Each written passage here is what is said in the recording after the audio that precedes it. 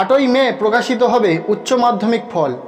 বেলা 1টায় আনুষ্ঠানিক ফল ঘোষণা করবে উচ্চ মাধ্যমিক শিক্ষা সংসদ।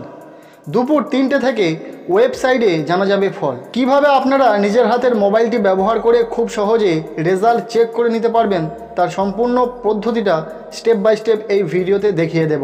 মাত্র 1 মিনিট সময়ের মধ্যে আপনারা রেজাল্ট চেক করে নিতে পারবেন। এর জন্য সবার প্রথম আপনাদেরকে চলে আসতে হবে মোবাইলের যে কোনো একটি ব্রাউজারে। আমরা বেছে নিয়েছি গুগল ক্রোম ব্রাউজারটিকে। এখানে সার্চ বারে লিখতে হবে WB রেজাল্টস।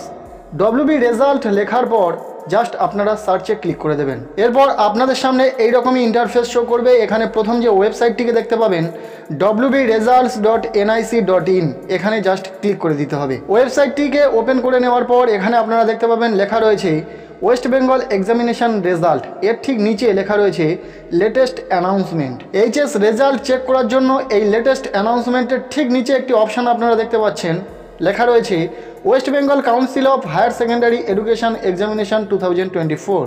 এখানে আপনাদেরকে জাস্ট ক্লিক করে দিতে হবে। ক্লিক করার সাথে সাথেই পরবর্তী পেজটি আপনাদের সামনে ওপেন হয়ে যাবে।